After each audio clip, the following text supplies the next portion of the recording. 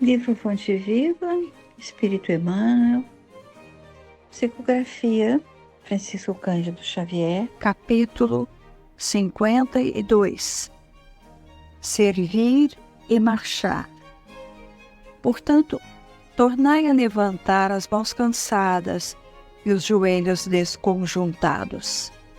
Carta de Paulo aos Hebreus, capítulo 12, versículo 12. Se é difícil na produção de fruto sadio na lavoura comum, para que não falte o pão do corpo aos celeiros do mundo, é quase sacrificial o serviço de aquisição de valores espirituais, que significam o alimento vivo e imperecível da alma. Planta-se a semente da boa vontade, mas obstáculos mil lhe prejudicam a germinação e o crescimento. É a aluvião de futilidades da vida interior, a invasão de vermes simbolizados nos aborrecimentos de toda sorte, a lama da inveja e do despeito, as trovoadas da incompreensão, os granizos da maldade, os detritos da calúnia, a canícula da responsabilidade, o frio da indiferença, a secura do desentendimento, o escauracho da ignorância, as nuvens de preocupações, a poeira do desencanto, todas as forças imponderáveis da experiência humana, como que se conjugam contra aquele que deseja avançar no roteiro do bem. Enquanto não alcançarmos a herança divina a que somos destinados, qualquer descida é sempre fácil. A elevação, porém, é obra de suor, persistência e sacrifício. Não recues diante da luta se realmente já podes interessar o coração nos climas superiores da vida. Não obstante, defrontando por toda a espécie de dificuldades, segue para frente, oferecendo ao serviço da perfeição quanto possuas de nobre, belo e útil. Recorda o conselho de Paulo e não te imobilizes. Movimenta as mãos cansadas para o trabalho e ergue os joelhos desconjuntados, na certeza de que, para a obtenção da melhor parte da vida, é preciso servir e marchar incessantemente.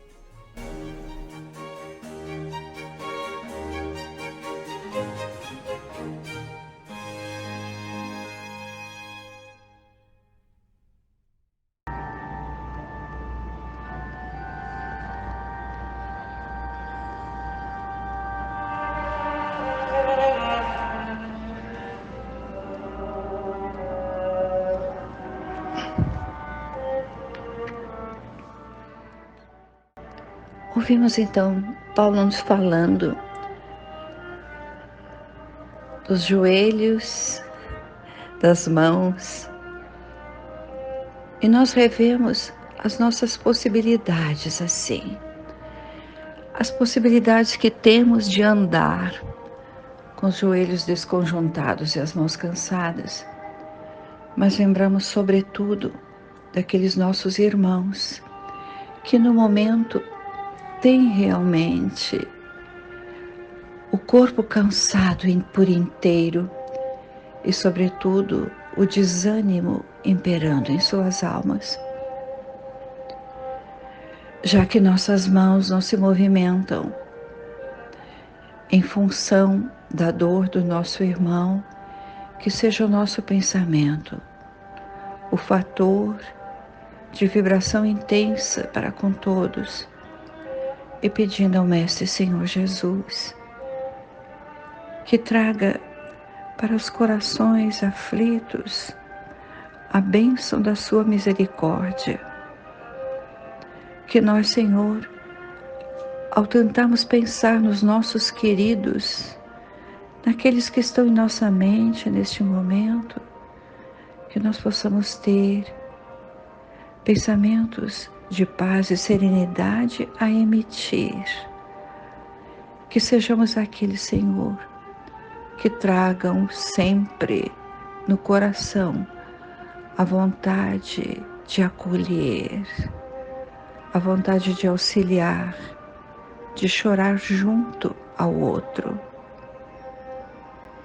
Que o nosso recolhimento nesse instante e o pensamento elevado e o pensamento trazido para aqueles a quem amamos e para aqueles a quem desconhecemos, para os amigos, para os desencarnados. Pedimos, Senhor, as tuas bênçãos. Que a nossa reunião possa nos trazer equilíbrio interno e que as dores que nos assaltam possam ser amenizadas. Que Deus nos abençoe, que o Mestre Senhor Jesus lance a sua misericórdia sobre nós. Que assim seja, graças a Deus. No livro Em Estudo, Fonte Viva, aquele que nascera na poderosa Roma, nos tempos da Boa Nova, enquanto Jesus caminhava pela Palestina, aquele romano era a personalidade do senador Públio Lentulus. Agora, como Emmanuel, mentor de Francisco Cândido Xavier, debruça-se sobre as cartas de Paulo e toma em vários capítulos, parágrafos das epístolas para iniciar comentários visando os tempos atuais. Públio e Paulo foram conterrâneos, rotas diferentes na sociedade de então. Públio, aristocracia romana. Roma, dominadora do mundo conhecido na época. Saulo, judeu, nascido em Tarso, importante cidade universitária, e que agora era território de Roma, a Roma de Públio. Rotas existenciais diferentes, raízes religiosas diferentes, mas a cultura latina os aproxima. Nós vemos em Atos dos Apóstolos, no capítulo 21, como encontramos a autoapresentação com que Paulo se identifica na fortaleza Antônia, onde estava preso. Eu sou judeu de Tarso, na Cilícia, cidadão de uma cidade de algum renome. Fortaleza Antônia. Onde era isso? O que era? Era uma praça forte, construída por Herodes, em Jerusalém, e que tomou o nome de Antônia. Era uma homenagem ao romano general Marco Antônio. Marco Antônio, que nós conhecemos um pouco melhor pelo seu relacionamento amoroso com a princesa egípcia Cleópatra. Mas voltemos, depois da explicação de que era a Fortaleza Antônia. Quem era o prisioneiro? Homem de educação judaica, de formação grega na cidade universitária de Tarso e de cidadania romana. Foi assim que ele se apresentou. Séculos passaram. O ilustre senador e o israelita de cidadania romana estão agora nas letras de um livro do século XX, Fonte Viva. No anterior ponto da caminhada evolutiva, Paulo está preso em Roma pela segunda vez. Ao quebrado, o corpo material cansado de tantas lutas, por caminhos percorridos. E Paulo tristemente escreve: só Lucas está comigo. Compreendi que aqueles eram seus últimos dias no corpo material.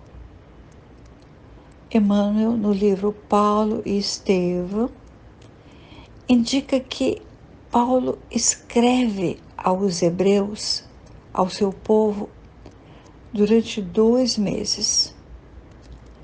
Paulo escreve com muita emoção aos irmãos hebreus, perseguidos por terem compreendido a mensagem do Cristo. Eram os judeus que haviam se dispersado pela Grécia, pela Macedônia, pela Ásia Menor.